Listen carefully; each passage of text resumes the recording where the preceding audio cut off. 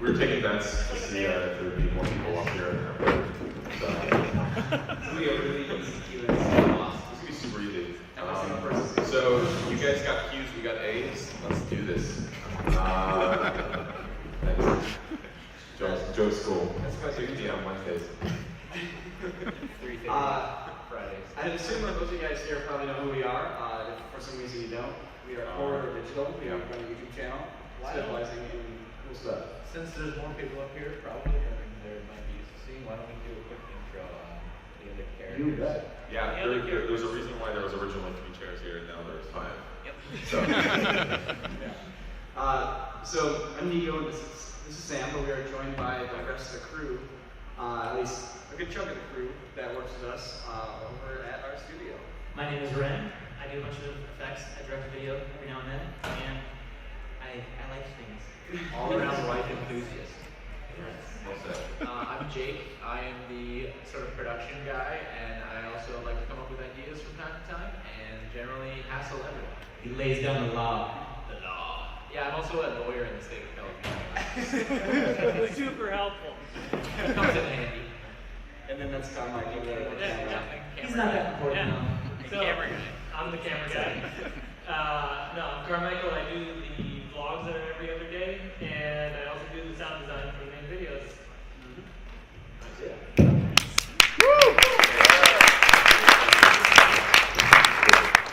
Is that one of the newer seasons? Huh? Is that one of the newer Yeah. seasons? 4.5. 4. I don't need 4.6 yet. Still looks like Iron Man. Cool. Well, guys, is it actually 3:30? Has this officially started? Yeah, it looks like it's running around, so I you can't can tell. start asking Do the air questions. horns. And Okay. it looks like it's small enough where wide enough here we can Everyone just. can ask. Just like yell your questions. Ready? Start Yeah, yelling. this guy runs around like with a microphone. He's got a microphone. All right, guys, if you have any He's questions, ready. Yeah, there. raise your hand. Friends. Oh my God. There's a guy right there. That's what we call friends and All right. Go for it. Who's got a question? Catch.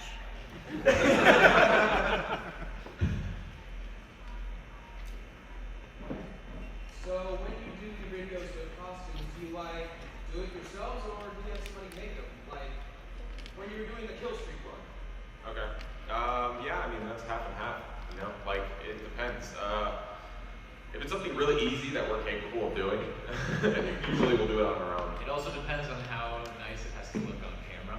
Yeah. That's a big thing. If it has to look really nice and we have cool close-ups of it and things like that, usually we hire a fabricator. But if it's something where we can just get away with the character and throw it and it's in a wide angle or whatnot, then we're definitely making that in the workshop. Yeah, if it's something we can't make on our own, we reach out to someone usually in the cosplay community because they're great at making costumes. Yeah, So, make friends with cosplayers. yeah. Yes, very helpful. Dude, it's a race. Brandon, moderator. Oh! Red Beat Boy. My question is, you guys kind of make more nerdy esque videos. What is something that you guys personally like to nerd out about? Sorry, can you say that one more time? I said, what's something that you guys like to personally nerd out about? What do you nerd out about? I like to nerd out about Movies. I nerd out about like what it takes to direct a scene and what it takes to make something like viral and have a hook. Sam and I really like to break down what makes a scene compelling because every video that we make is us sitting down trying to make the most compelling 4 minutes that we can. And you're more or less starting from scratch each time. So we're trying to like boil down that essence of what is it that like pulls somebody in, what makes it cool, and like how can you amp it up and like take those emotions to like the next level. So we like to really nerd out about like scene structure and video structure and that kind of stuff. I find this might sound nerdy, but perhaps it's the right thing for this. I like to know about stats, honestly. I watch our channel stats and I watch other channel stats because I find it really interesting. It just, I don't know, fascinates me. Similar to Nico's, I just enjoy content and just love everything about content. Visual art, storytelling, that's really it. That's why I do sound design. I like to nerd out about like science stuff. That's probably the only thing I really like actually trying to nerd out about because I enjoy it. But yeah. Put new technology in men's hands. It's an amazing thing. Technology is great. We live in the future. Whatever you do, don't put wheels under his feet. Yeah. One wheel. Wheel. All these guys spoke for me. Basically, it's all those things. And Hawaiian shirts. And Hawaiian shirts, right? Specifically Hawaiian shirts. Custom Hawaiian Yeah, shirts. but That's my next thing. Friday today, and you're wearing a Hawaiian shirt. Yeah, we never make it into the vlog, but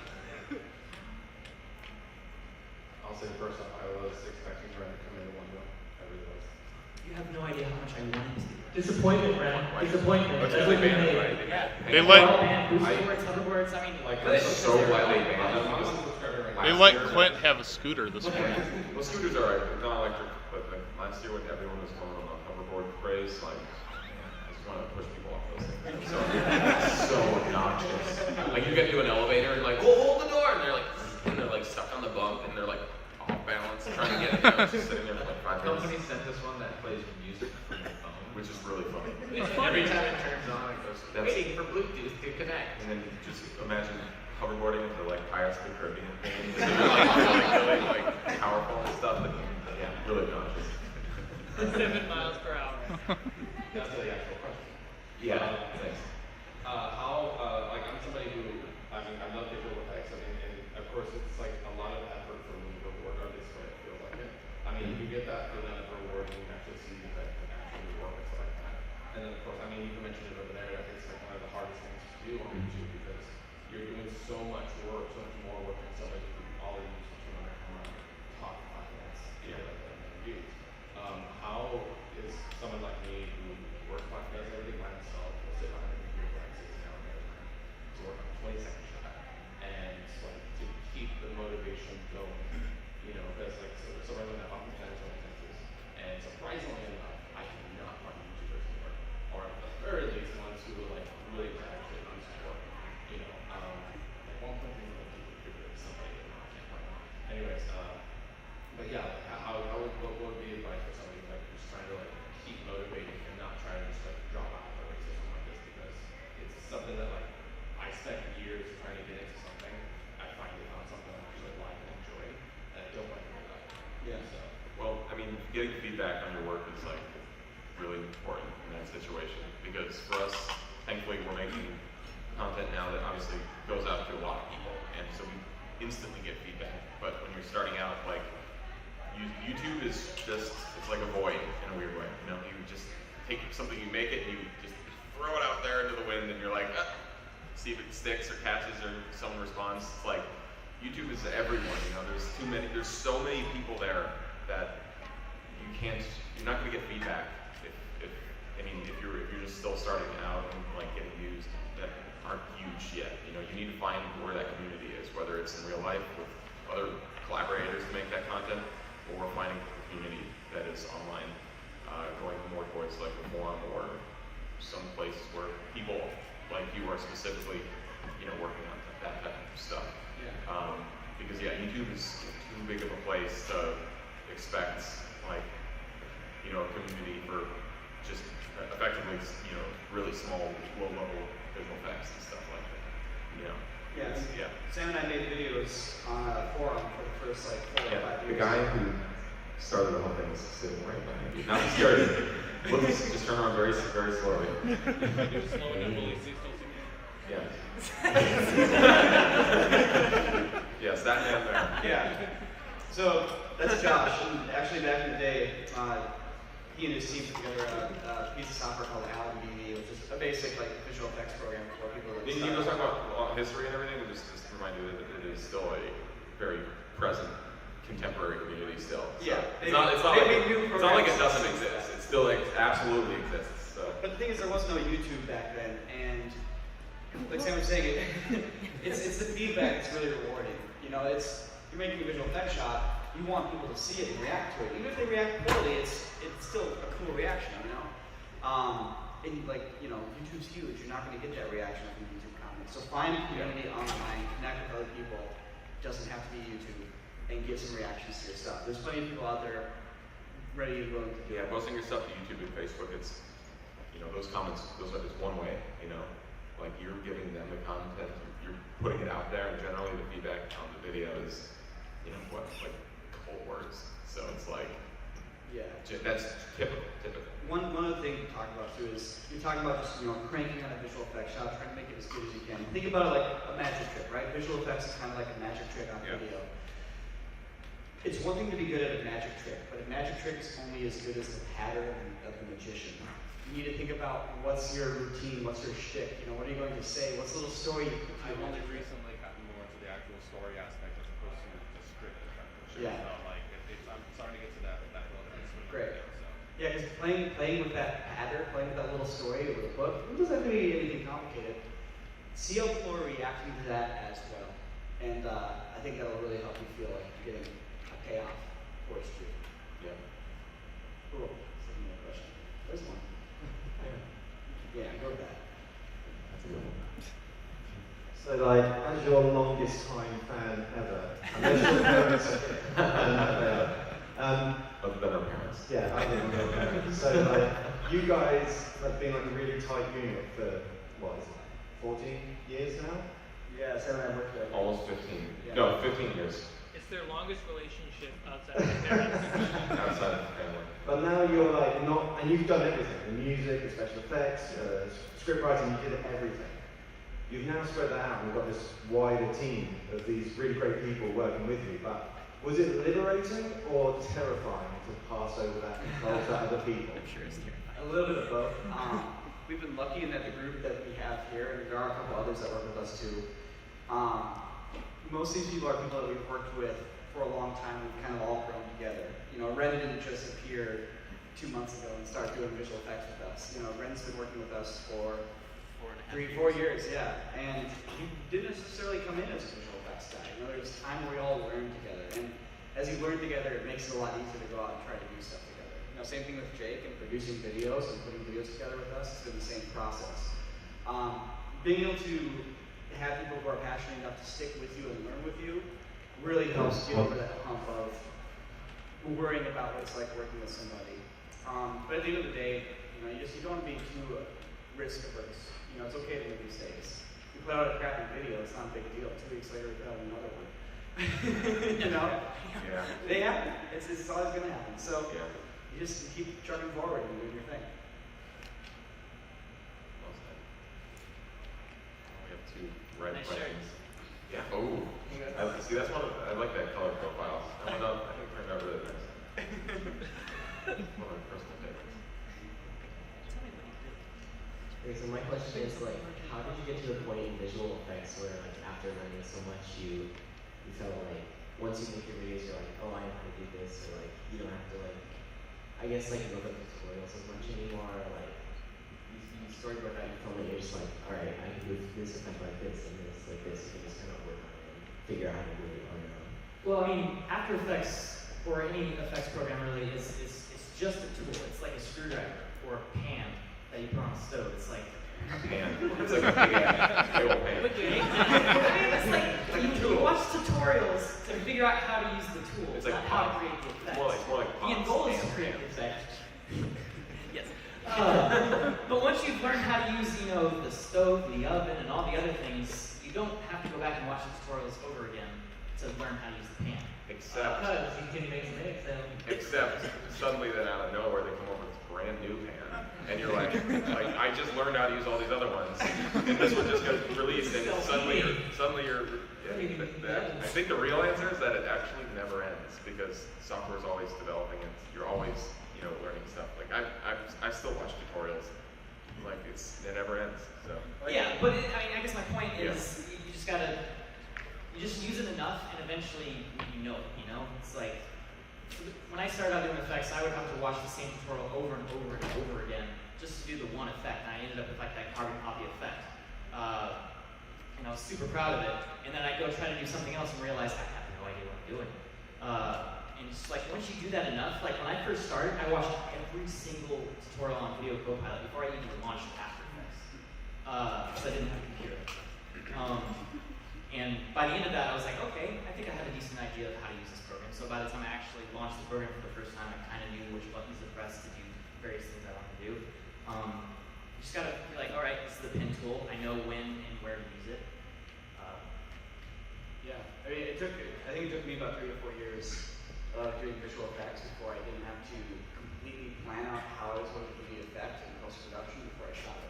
Like, at this point, Sam and I walk into a set and we'll come up with a shot right then and there, and we won't worry about how we're going to do the visual effects. We kind of just know what we're capable of. But there was definitely a time when it wasn't like that.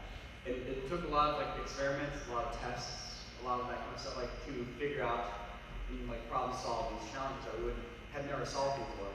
And I would say that at the end of the day, to be able to like really have a grasp on visual effects and not have to plan things out and find specific tutorials what you want to do, you want to learn how to use motion tracking, you want to learn how to use masking and other various transparencies, whether it's matte cleaners, green screen key cleaners, all that kind of stuff, green screen plugins themselves. And learn also how to composite stock footage and all the different ways to composite, all the different types of stock footage that are out there. Kind of those 3 things, motion tracking, working with transparency, and like stock footage, more or less take you 90% of the most, yeah, like it's that brings you all the way up to the point where you start generating, like when you actually get into actual CG, so to speak. That's kind of where that border ends, you know. The stock footage and all that stuff he's talking about, that's just using you're just taking 2 pieces of footage. You know, you're not actually generating a computer generated image yet. So, and that's the most effects we do usually still. Yeah. I used to avoid trying to do any sort of 3D stuff because it terrified me. Like for the longest time, I had no idea how to like touch any of that stuff. So I was like, all right, how can I do this without having to use these sort of effects? Yeah. And now I do. And now It does it all. Renderer.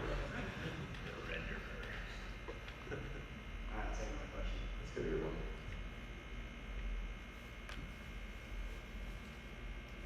So over the last few months, you guys have ramped up the every other sort of behind the scenes videos. Thanks, Colin. And yeah, We call them vlogs. I feel like as a regular viewer, it's switched from knowing what corridor digital videos are to knowing who corridor digital is. Can you guys speak to, like you guys, I feel like I kind of know who you are apart from your videos. So can you speak to what you feel the importance of having those sorts of insights is for your community, like how that helps foster a better relationship, or why maybe you started doing that more frequently?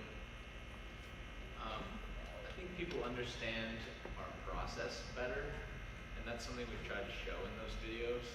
Obviously, while having fun and all that, and keeping them entertaining, but what that breeds in the other videos is that we have more accurate feedback from you guys.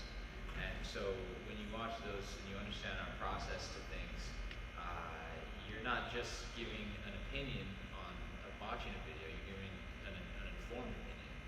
So we're then able to take that information and make better videos. And that's the gist of it, I think. Sometimes because of the way Carmichael edits, it might be uninformed.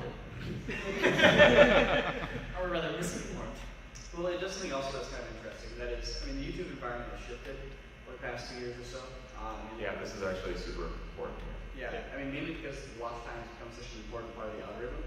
Back in the day, you go out and you make a viral video, minute long, 30 seconds long, Yeah. get shared in millions of views, and that was kind of how you built your audience. That's not really the case anymore. A couple things have happened.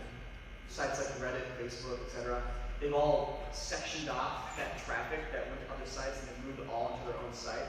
You know, on Reddit, you don't really have YouTube videos going viral. You have people taking a YouTube video, making a GIF of it, putting it on Imager, and Yeah, that's like- that. So it all kind of stays in the site. Yeah, like the whole internet's just full of cat videos.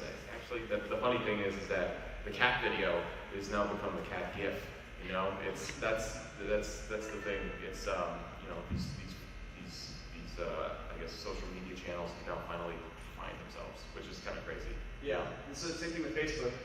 Your video isn't going to go viral from YouTube to Facebook. That's the on Facebook to go viral on Facebook. So Yeah, back in the day, you were like, oh yeah, you post your YouTube link on Facebook, Yeah. but the thing is now Facebook literally goes, oh YouTube, that's a YouTube link. We're just gonna hide that Down there, because they want you to upload to their platform. So we were seeing that we were in a weird position with videos on the Corridor digital channel because we depend on our videos to go viral to get views, to get our ad revenue and all that kind of stuff.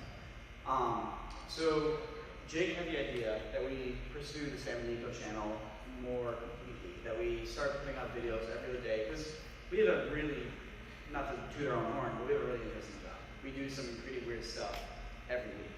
Just with us having to put something new together, and like 1 week you're on a pirate ship, the next week you're blowing stuff up in the desert. Like there's a lot of cool stuff to cover. Like we lead interesting lives, and there's a lot of content that we can make from that. So the vlogs have been us trying to get a little bit into that watch time thing and start kind of having a format that works with the new YouTube and is a little more reality driven. You know, we like what we do on the Corridor channel, and we don't want to change that.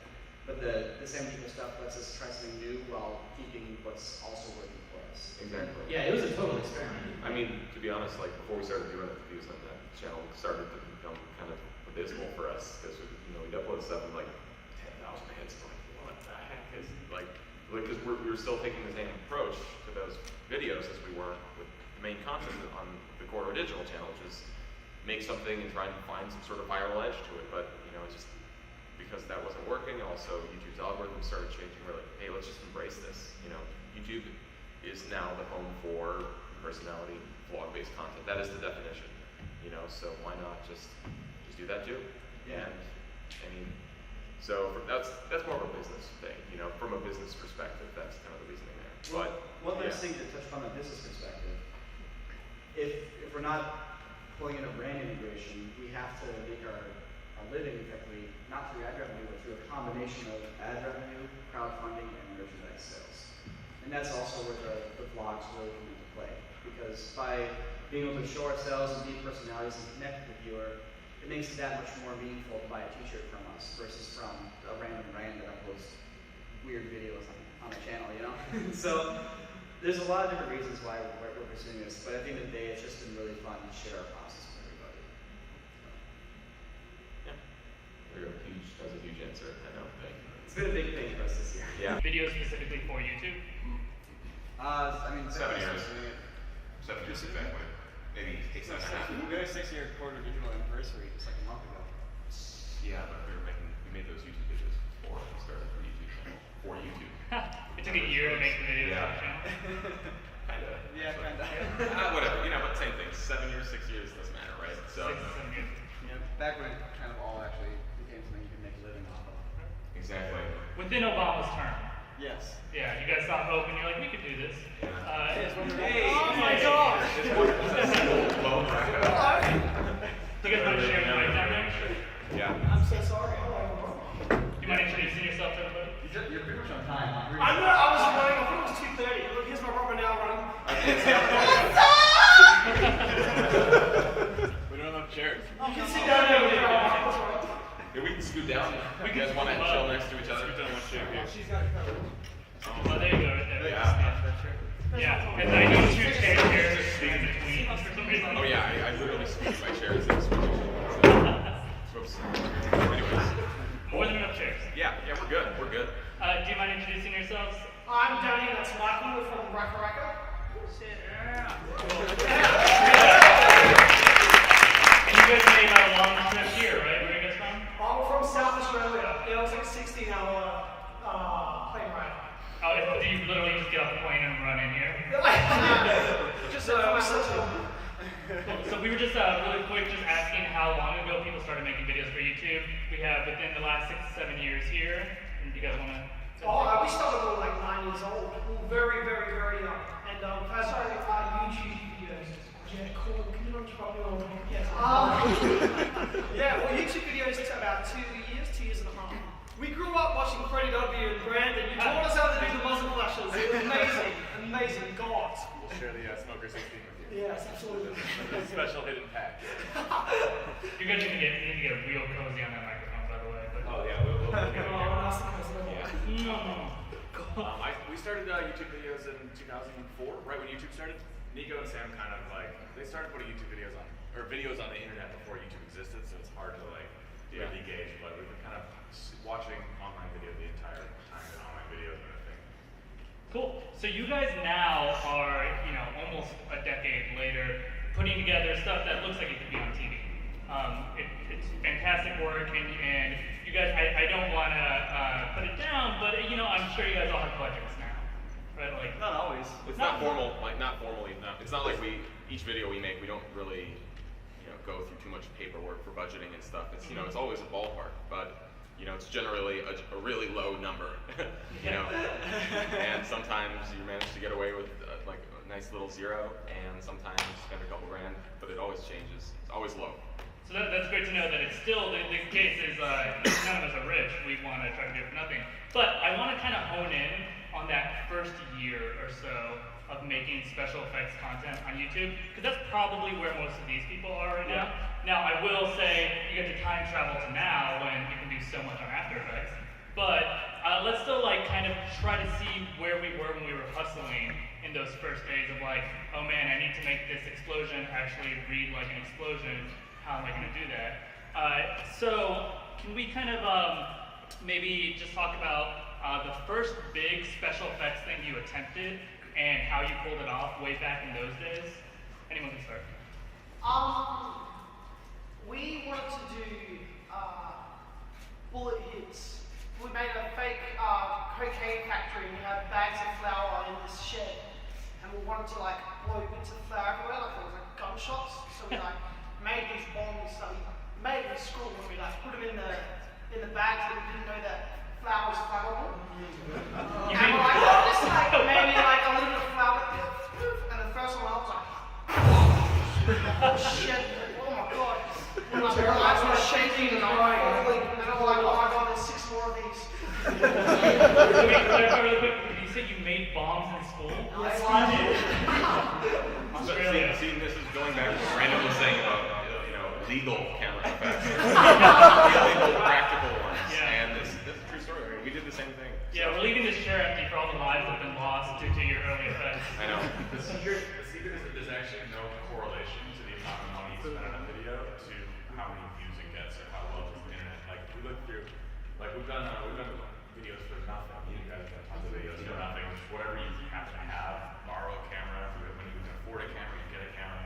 But buying a better camera doesn't suddenly get more views or better things. Yeah, I actually would say there's a relationship, except it's inversely. It's proportional, actually, because the more you spend on a video, the worse it's going to do. Because in the sense that like, if you're spending a lot of money on a video, you need to make that money back, you know? So, and YouTube's not really the place to make tons of money on expensive videos. And the audience just seems to respond better to like things that seem more approachable and better to things that you can actually achieve and make yourself. I think you guys hit that like tone perfectly, where it doesn't feel like it just feels like a perfected version of what you and your friends could make yourself, rather than like this professional studio making something. And that tone, you don't want to lose it, because we've had the opportunities to do work where we've had larger budgets, and it's really interesting looking at over the hundreds of videos we've done and see the ones that there's a wide variety of budgets. The views are never proportional to what we spend. So don't think that you need money to make videos, especially not to get lots of views out of videos. Yeah, and when you're talking about being approachable too, that kind of plays into realism. When a video is super polished, it starts to not feel real because you can see that cinematic. And when it's not polished, when it's rough around the edges, you can sense the person behind the camera, you can sense the people talking about the shot before they film it, and that makes it feel real. And then playing out to the effects side of things, when something starts to feel real like that, if you slip in a really good visual effect or something that's set up nicely, it just makes that effect have that much more impact and feel that much more real. Yeah, we have on the practical side of effects, we have a great little clip that I think I can still find, where we had this problem. We were trying to make fireballs. We wanted to make like movie-like fireballs, and so we were trying to figure out how to launch gas in the air. And we had this problem that our charge that was going off our explosive wasn't like causing the gas to light, and so like maybe I should go in there and light the gas on fire first. It worked a couple times, and then one time I went in there, I lit it, and you just see at night this like silhouette of me like flying, half jumping, half blowing, just like pulling back, and I came running back with like my ears were ringing, and it's like that was like a lesson learned. Yeah, that's the hard way. Yeah. Using a lighter as a light to illuminate a flammable object is, Oh, no, should not be. He was lighting the gas. He wasn't trying to physically light it so you could see it. Well, I mean, it was dark. It was dark. How else are we going to see where the light is? I've a near-death experience. Can I share with the group? Go ahead. We like 2 weeks ago, we were doing a video where we wanted these dudes to be playing soccer with cars. And so we were trying to figure out how to pull it off practically, because we've done CG cars before, and we're really terrible with it, and it looks, you can just tell. So we hired a helicopter, and like a Red Bull pilot, and we were using the helicopter to slingshot the cars across this field. Oh no, it's not good because the wind came in and it blew the car towards us, and then everyone was like on the microphone, like, "Do not drop the car! Do not drop the car!" They're like, "Drop the car!" And they clicked the button, and Mike was right here, and the car went. Like, I was like, "Oh, it's not gonna fall." But the shot was so it's worth it. You guys threw cars with a helicopter? Yeah, indeed. It doesn't work that way. You don't know where they're going to go. Listen, don't do that. Yeah, I feel like not a lot of people were about to do that. Does anyone else have, so we're trying to keep this really practical so that you guys can write these things down and apply them to your videos. Anything else? Maybe like, you know, when you're not ready to hire a helicopter, just anything else that was from those beginning days. I really love the idea of using flour to add that like smoky effect kind of in battle. You see a lot of that. You mix a lot of that sometimes with like fog machines, which are also crazy cheap and a good investment when you start out. Anybody else have anything like down at that level? Yeah, good stock footage makes all the difference when you're compositing, and action essentials is great, but everybody knows what Yeah, it's like now. it's too much, you just know it when you see it. So you kind of have to stop using it if you really want your effects to look good. Film your own stock elements, it's really not that hard. You know, something against a black background works. We've gone to gun ranges and just filmed our friends firing guns to get our own muzzle flashes. We've shot flour out of tubes using just compressed air to get smoke puffs, and you can change the speed of those and how big they are easily when you're doing your compositing. Yeah, or tint them red for blood hits. Yeah. But the biggest thing is practical elements. If you want something to look real, just film your practical elements, and it doesn't mean you have to do everything for real in that spot. Like, you know, for example, your troll hunter video where you had people's heads get smashed. It was like it looked good, and all you did was basically film somebody swinging the hammer around, and you stick a watermelon in the same spot under the same lighting conditions, blow that up, and then just manage to rotoscoping. Yeah, because rotoscoping is not, it's just time consuming, it's not that technically hard to do. So if all your elements are real, then it looks real at the end of the day. You know, same thing with like the Star Wars drone video, if you guys saw that on our channel.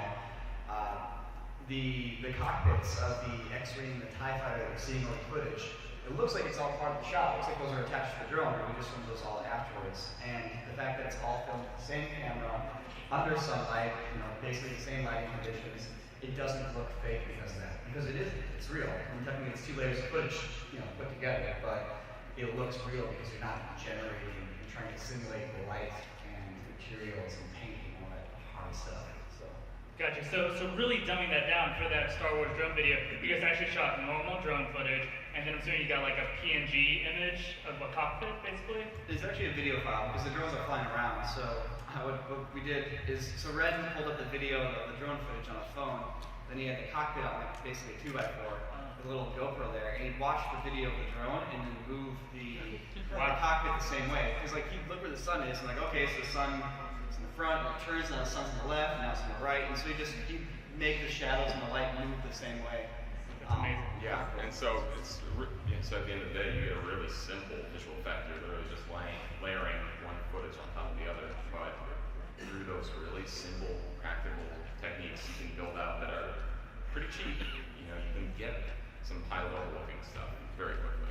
Over and over again, we see people do all like the hard work for effect, but they mess up a couple little things, and that's the direction of the lighting.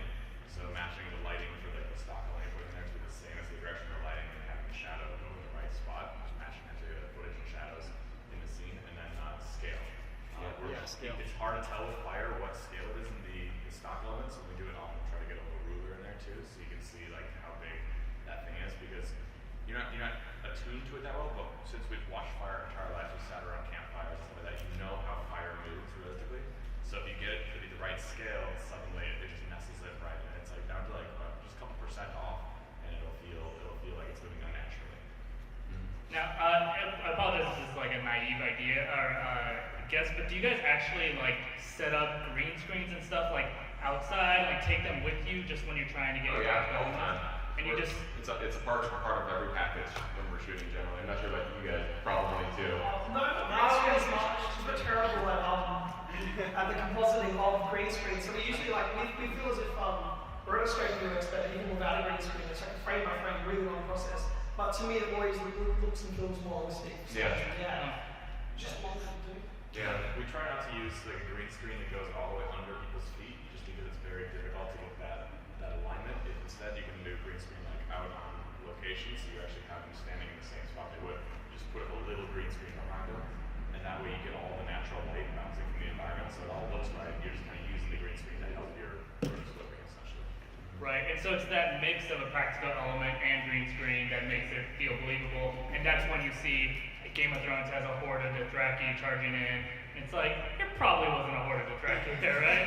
But they were really there in Spain or Italy or wherever with some giant green screens in the background. A quick tip for you guys, if you're like, oh, I also suck at green screen, just try this, and if it works for you, then cool, it's done. If not, you can try rotoscoping, like they were saying, which is masking out frame by frame. But if you have Adobe Premiere, they've fairly recently, last 2 years, put in an effect called Ultra Key. If you just toss in Ultra Key, click the green that you have, set it to aggressive, it does a pretty good job right there even, like right away. It's a two-step effect, and it works decently, especially if you're just trying to start out, like, oh, can I do green screen stuff? I honestly have gotten better effects on Premiere, just hitting aggressive really quick, than like really going in there on After Effects and wrapping and everything.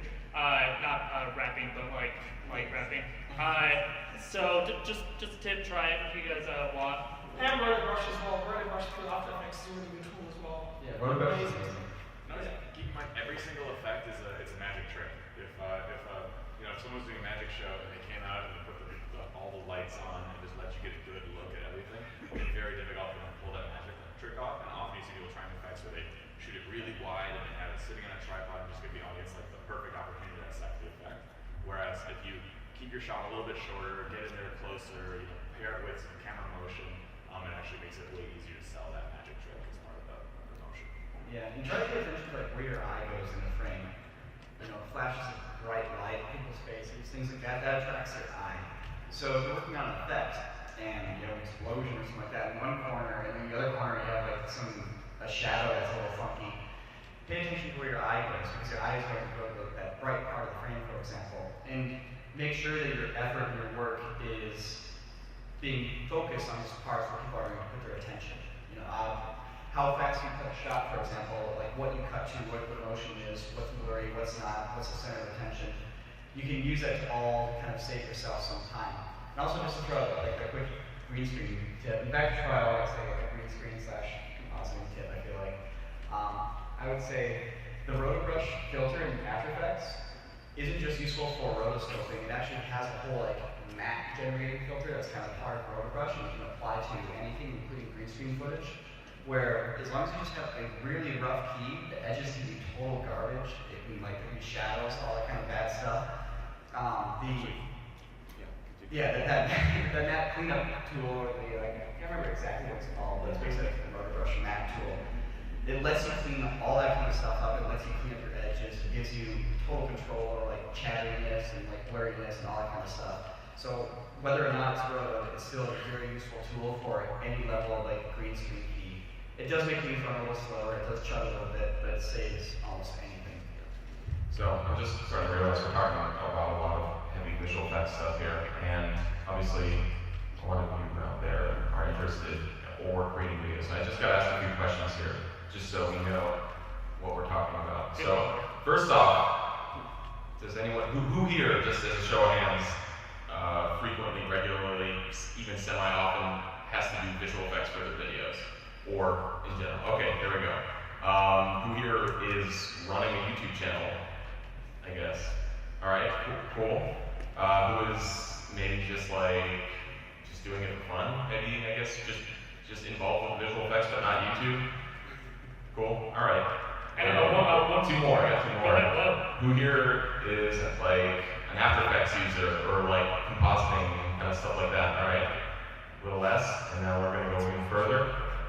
Who here does like 3D stuff, like 3D rendering and 3ds Max, stuff like that? Okay, a little less too. Okay, thank you.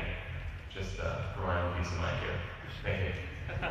And I'll tag just one of those things. It seems like about a little less than half of you use After Effects. How many of you are like, oh, I want to use After Effects, I just don't know how? Cool. So about the same amount that do currently use After Effects. So really quick for those people, let's just give you some straight up just resources you can just write down. This is how everyone I know has learned After Effects. It's watching videos that people post on YouTube of how to do things in After Effects. Obviously we have people here that make these videos, but I personally just gonna give a shout out. The Film Riot guys are really great. The Indie Mogul guys are very good too. Andrew Kramer, everybody's listening to Andrew Kramer, Video Copilot. No Video Copilot fans?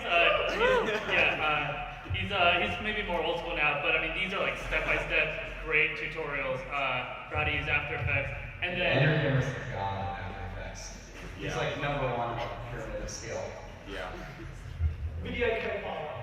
That's what you need to search up. If you want to learn After Effects, Video Copilot is heaven. It's cool. Yeah, and those are very specific to Video Copilot, I would say. To After Effects. What's your question? We'll do questions in a little bit. And also nofilmschool.com is pretty great too. If you just want to like see articles instead of videos. I should mention though, when doing tutorials like that, if you go out and just do a bunch of tutorials and you do that exact same effect in your video, it's really not going to catch anybody's eye. So you're just doing the exact same thing that the other person already showed you how to do. Like I've seen that like CC ball action intro on like 100 different channels that Andrew Kramer taught you all of us how to do a couple years ago. Make sure that when you are doing tutorials, you're thinking about how you can utilize those techniques and those elements in other shots. Like for example, let's say you need to do an effect where somebody teleports, right? You're going to look up some teleport tutorials. There's a whole bunch of Nightcrawler teleport tutorials. Figure out the methods in there that are being broken down. Like for example, how you are painting somebody out, how you're moving somebody from one spot to another, how they're compositing the smoke, and then apply a twist to those elements. Think about how you can use those elements in different ways and use those techniques in different ways to make an effect your own, so you're not just doing the exact same template as what you see in the tutorial. Because once you can start to do that kind of stuff, that's when you're taking those techniques that you're learning and really making them your own and learning how to express yourself and your own vision in those effects. And that gives you a lot of power as an artist doing effects. Let's also give a shout out real quick to Stress Level Zero too. You can check out their YouTube channel and see all kinds of how-tos there too. Outside of that, let's just touch again on this idea of we are all broke. We're all the same amount of broke. No one here is rich. We all want to do it for free. And there's one method to create really realistic visual effects on any budget, and that's not showing them, right? Choosing to specifically avoid showing a kind of effect. So I'll give you an example. Who saw the Battle of the Bastards on Sunday? No spoilers. Yeah, no spoilers. Just a few guys. So Game of Thrones episode, millions and millions of dollars. I think the most expensive episode they've ever done. They had 80 horses that they were wrangling. This huge battle, and I'll leave it at that. I'll leave it at that. How do you not? So there's this one shot basically where this really important character dies, and this is what it's going on. Yeah. Not showing it all. Sound can always cover that sort of stuff. Yeah. Like if you don't know how to do muzzle flashes, you want to do a gunshot. Just having a sound like you're about to pull the trigger, and then as he fires, you cut away and have a sound. It will look like he fires. Perfect segue.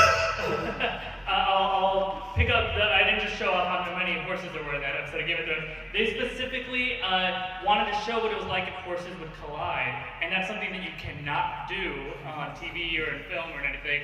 You'll hurt these horses, obviously. So they train the horses to run right past each other, and then right around when they're in the same area, they just turn different ways. But they're many feet apart from each other, and they use two tricks there to make it seem like these horses are colliding. One is they just shoot on a really long lens, which means they're just very far away, and they have a long lens which compacts the space between the horses and makes it seem like they're running right into each other. That's also how they did the certain character in front of a bunch of horses scene. The horses are there, but it's a long lens. But the other trick that I think is more interesting, what he just touched on, is they had the sound of two horses freaking smacking, like just two pieces of ham or something smacking together. Yeah. But they just like gave it some thunderous sound. Yeah, we use him for everything. Yeah, oh, ham is the secret trick, that's everything. But it happens again and again if you watch the episode or for the first time or rewatch it. Throughout the whole episode, they're just not showing anything, but they gave you a really strong sound effect, and they used a film trick to make it look like two things are pretty close together. Let's talk about any tricks like in that world of just or ways to make it feel like an effect has landed when really you didn't do much at all. Camera movement, you can harden up the camera movement as well. That's why all our videos are handheld. Yeah. Well, speaking of camera movement, also like hard motions, like for somebody to do, just the way you work that cut and you work the motion into that cut and out of that cut, lets you work on something hard. Like let's say somebody gets hit really hard, they go flying, they fall down and they crash on the ground. And that can really hurt if you don't do it right. So, well, you don't want to crash pad, and the person isn't that good at taking a fall, so how do you do it?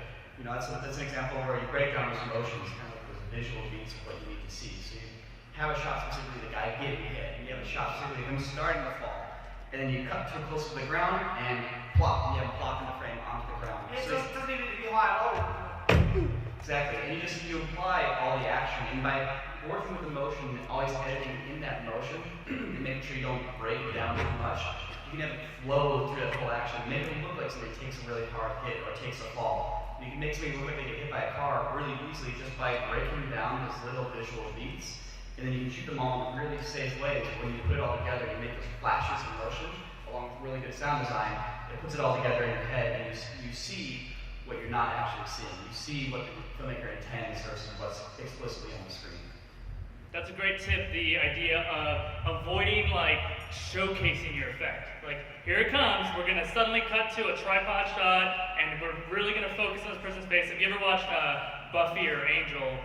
They were great shows, but it would always, like, you would always be looking at someone and be like, I wonder if this person's a vampire. And then it would get to the still frame, medium shot of them where they stare and they don't move a lot, and then their face transforms. I was like, yeah, they're a vampire. But if that had happened as you're panning, as you're moving, even if you mostly don't catch your effect on screen, it's that much more believable. And again, this is stuff they're doing in films to save money, not just on YouTube, just to avoid that effect with sound. How about story?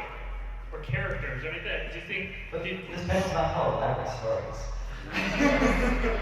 We'll see. I don't know. I mean, so story character does obviously play into an effect, but it's such a broad topic to get into. yeah, it gets really intense when you start running down that hole. Oh, wrong.